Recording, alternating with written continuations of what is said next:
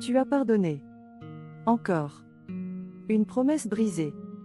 Un mensonge. Une trahison. Et pourtant, tu as dit, c'est la dernière fois. Mais ce n'était pas la dernière fois. Tu te demandes, pourquoi est-ce que je fais ça? Pourquoi je pardonne ce qui est impardonnable? Je vais te dire une chose, tu n'es pas faible. Tu n'es pas stupide. Tu es pris dans un mécanisme psychologique très puissant. Aujourd'hui, on va décortiquer ce mécanisme. Et surtout, on va voir comment en sortir. Première partie, le cercle du pardon toxique. Le pardon toxique, ce n'est pas du pardon. C'est de la soumission. Quand tu pardonnes l'impardonnable, tu envoies un message à ton cerveau, ce comportement est acceptable. Même s'il te détruit. Ton cerveau enregistre. Et la fois suivante, ce sera un peu plus facile de pardonner. C'est comme une drogue. Tu deviens accro à l'espoir. L'espoir que cette fois, ça change. Mais ça ne change pas. Parce que tu pardonnes trop vite. Sans condition. Sans que l'autre ait fait le moindre effort pour mériter ce pardon. Deuxième partie, les 5 raisons qui te font pardonner. Raison numéro 1, la peur de la solitude. Plutôt seul que mal accompagné. En théorie, oui. En pratique, la solitude fait peur.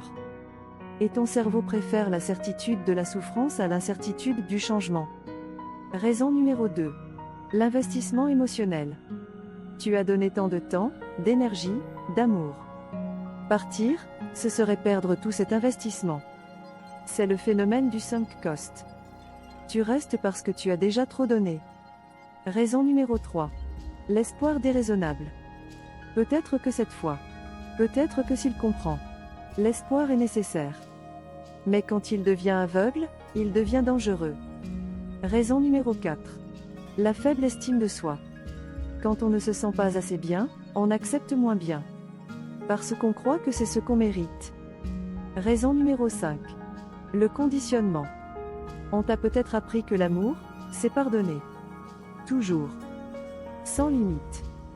Mais l'amour sain a des limites. Des limites saines. Partie 2.5. Comment ces raisons se renforcent mutuellement. La peur de la solitude alimente l'investissement émotionnel. Plus tu investis, plus tu as peur de perdre cet investissement. Plus tu as peur, plus ton estime baisse. Plus ton estime baisse, plus tu acceptes l'inacceptable. C'est un cercle vicieux. Mais chaque cercle a un point faible. Et ce point faible, c'est la prise de conscience. Partie 3, les 3 étapes concrètes pour boucler le cycle. Étape numéro 1. Le journal du pardon. Pendant une semaine, note chaque fois que tu pardonnes. Pas pourquoi. Pas comment. Juste, j'ai pardonné ça, à cette date. L'objectif? Voir le pattern. Sans jugement. Juste observation. Étape numéro 2, la question à 48 heures. Avant de pardonner, attends 48 heures. Pose-toi cette question, si mon meilleur ami vivait ça, je lui conseillerais de pardonner? Cette distance émotionnelle change tout. Étape numéro 3. Le pardon conditionnel. Je te pardonne, à condition que. Et cette condition doit être mesurable. Pas sois gentil, mais ne crie plus. Temporel. Pour les 15 prochains jours. Vérifiable. Tu peux constater si c'est respecté. Partie 4. Ce que le vrai pardon ressemble, et ce qu'il n'est pas. Le vrai pardon n'est pas. Oublier. Minimiser. Donner une seconde chance infinie. Le vrai pardon, c'est reconnaître la blessure. Choisir de ne plus porter la colère pour toi. Poser des limites claires pour l'avenir. Un pardon sain te libère. Un pardon toxique t'emprisonne. Conclusion, tu n'es pas coincé. Tu as le pouvoir de briser ce cycle. Ça ne veut pas dire que c'est facile. Mais c'est possible. Commence par une petite chose. Une seule limite. Une seule condition. Et respecte-la. Pour toi. Si cette vidéo t'a aidé, abonne-toi à la chaîne. On va creuser ces sujets ensemble. Et si tu veux aller plus loin, j'ai créé un guide pratique. 10 phrases pour poser ses limites. Des outils concrets pour dire stop sans culpabilité. Le lien est dans la description. Merci d'avoir regardé. Prends soin de toi. À très vite. Ject, tu as pardonné. Encore. Une promesse brisée. Un mensonge. Une trahison. Et pourtant, tu as dit, c'est la dernière fois. Mais ce n'était pas la dernière fois. Tu te demandes, pourquoi est-ce que je fais ça? Pourquoi je pardonne ce qui est impardonnable? Je vais te dire une chose, tu n'es pas faible. Tu n'es pas stupide. Tu es pris dans un mécanisme psychologique très puissant. Aujourd'hui, on va décortiquer ce mécanisme. Et surtout, on va voir comment en sortir. Première partie, le cercle du pardon toxique. Le pardon toxique, ce n'est pas du pardon. C'est de la soumission.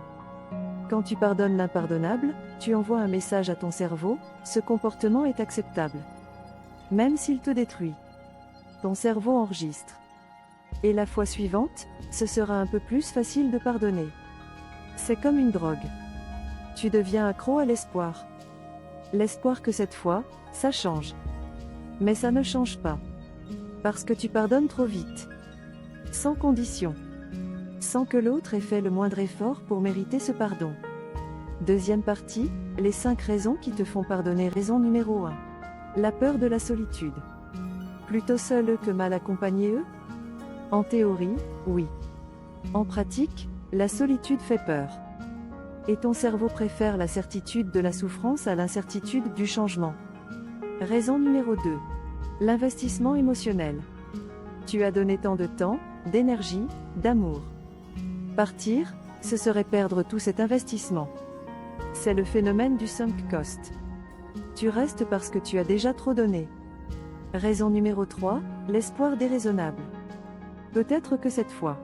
Peut-être que s'il comprend. L'espoir est nécessaire. Mais quand il devient aveugle, il devient dangereux. Raison numéro 4. La faible estime de soi. Quand on ne se sent pas assez bien, on accepte moins bien. Parce qu'on croit que c'est ce qu'on mérite. Raison numéro 5. Le conditionnement. On t'a peut-être appris que l'amour, c'est pardonner. Toujours. Sans limite. Mais l'amour sain a des limites. Des limites saines. Troisième partie, comment sortir de ce schéma? Étape numéro 1, redéfinis ce qu'est vraiment le pardon. Le pardon, ce n'est pas oublier. Ce n'est pas accepter. Le pardon, c'est cesser de porter la colère pour toi. Pas pour l'autre. Étape numéro 2. Pose des conditions. Je te pardonne, à condition que. Et ces conditions doivent être réelles, vérifiables. Pas des promesses en l'air. Étape numéro 3. Réapprends à te faire confiance. Chaque fois que tu pardonnes sans raison, tu trahis ta petite voix intérieure. Commence par écouter cette voix. Même si elle chuchote. Conclusion, tu n'es pas coincé. Tu as le pouvoir de briser ce cycle. Ça ne veut pas dire que c'est facile. Mais c'est possible. Commence par une petite chose. Une seule limite. Une seule condition. Et respecte-la. Pour toi. Si cette vidéo t'a aidé, abonne-toi à la chaîne. On va creuser ces sujets ensemble. Et si tu veux aller plus loin, j'ai créé un guide pratique. 10 phrases pour poser ses limites. Des outils concrets pour dire stop sans culpabilité. Le lien est dans la description. Merci d'avoir regardé. Prends soin de toi. À très vite.